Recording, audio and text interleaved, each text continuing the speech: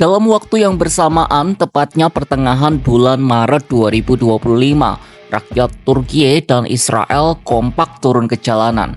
Memang tuntutan yang diajukan jauh berbeda. Rakyat Israel menuntut pembebasan sandera yang ditawan Hamas. Sementara warga Turkiye protes perihal wali kota Istanbul yang ditangkap. Tapi ada satu kesamaan antara apa yang terjadi di Istanbul dengan Tel Aviv. Mereka menolak sikap otoriter penguasa. Rakyat muak melihat orang nomor satu di negara mereka melakukan segala cara yang menodai demokrasi guna mempertahankan status quo. Tindakan otoriter apa yang dilakukan oleh penguasa di kedua negara itu?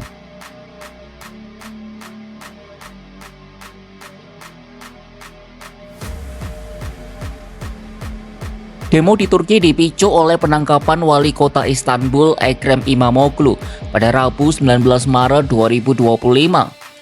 İmamoğlu adalah saingan utama Presiden Turki Recep Tayyip Erdogan untuk pemilihan presiden 2028 mendatang. Dikutip dari BBC, ia dijadwalkan terpilih sebagai calon presiden dari Partai Rakyat Republik atau CHP, partai oposisi di Turki, dalam pemungutan suara pada Minggu 23 Maret 2025. Sejak penangkapannya, protes yang bermula di Istanbul itu telah menyebar ke lebih dari 55 dari total 81 provinsi di Turki.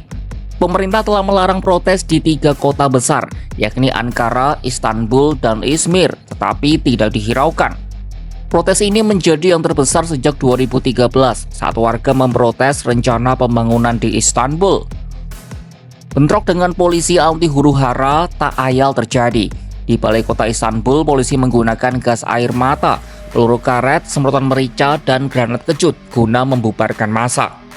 Lebih dari 700 penangkapan telah dilakukan oleh pihak berwajib sejak protes dimulai. Erdogan pun berang melihat kerusuhan yang terjadi di negaranya. Dalam pidato pada Jumat 21 Maret 2025, ia mengatakan otoritas tak akan membiarkan ketertiban umum dirusak. İstanbul'daki bir yolsuzluk operasyonu bahane edilerek sokaklarımızın karıştırılmak istendiğine şahit oluyoruz. Sokak terörüne bugüne kadar nasıl teslim olmadıysak vandallığa bundan sonra da boyun eğmeyeceğiz. Erdogan juga menuding pihak oposisi mencoba menciptakan suasana ketegangan dan kekacauan di seluruh negeri. Presiden Turki itu telah berkuasa sebagai Perdana Menteri dan Presiden selama 22 tahun. Secara konstitusi, dia tidak lagi bisa mencalonkan diri dalam Pilpres 2028. Namun ada kemungkinan Partai Keadilan dan Pembangunan yang mengusungnya akan menggelar snap election atau pemilu lebih awal. Sementara İmamoğlu mengatakan tuduhan kepadanya tidak bermoral dan tidak berdasar. Selama interogasi, İmamoğlu juga membantah semua tuduhan yang dialamatkan kepadanya.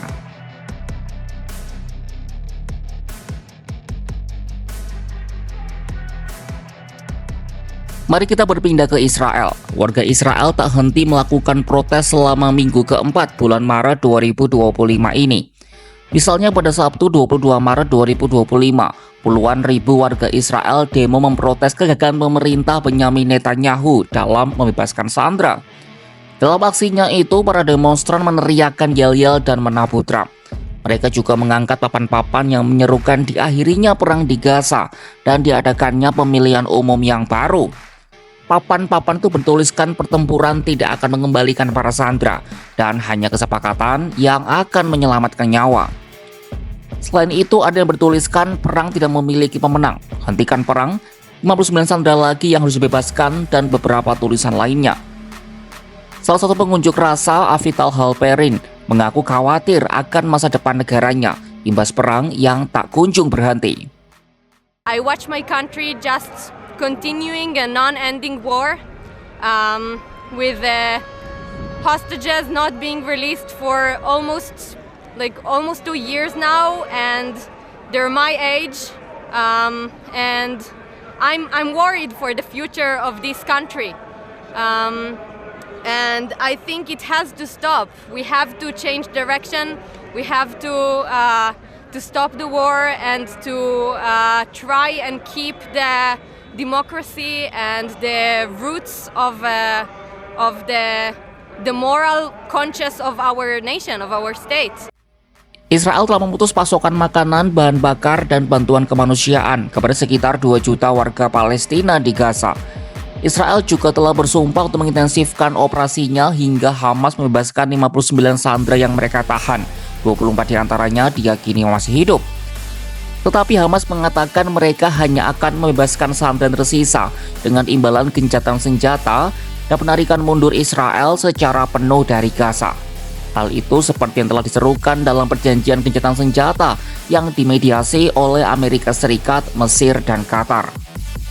Tak cuma soal Gaza, warga Israel juga memprotes kebijakan Netanyahu yang memecat kepala Shin Bet Ronen Bar. Mereka mengatakan pemecatan itu merupakan perebutan kekuasaan oleh Netanyahu. Shin Bet diketahui tengah menyelidiki dugaan pembayaran dari Qatar bagi para pembantu Netanyahu untuk mempromosikan kepentingan negara Teluk itu. Mahkamah Agung Israel telah membekukan pemecatan Ronen Bar. Sementara itu, pemimpin oposisi Yair Lapid menyerukan mogok umum jika Netanyahu menolak mematuhi putusan Mahkamah Agung. Tudingan itu langsung ditepis Netanyahu. Menurutnya, Israel akan tetap demokratis. Sebelumnya, Netanyahu bersikeras pemerintah yang berhak memutuskan siapa kepala Shin Bet. Sejumlah menterinya juga turut mengecam putusan Mahkamah Agung soal pembekuan pemecatan Bar. Israel dan Turki memang terpisah jauh, bahkan acap kali tak sejalan dalam banyak kebijakan internasional, tapi warga mereka menghadapi satu masalah yang sama, kelakuan pemimpin mereka yang kian menunjukkan sikap otoriter. Unjuk rasa berhari-hari pun terjadi di seluruh negeri. Sang pemimpin Erdogan dan Netanyahu mengeluarkan berbagai alibi untuk membela diri. Lalu akan seperti apa ujung dari konflik yang terjadi di Ankara dan Tel Aviv ini? Saksikan perkembangannya hanya di kanal YouTube Kompas.com.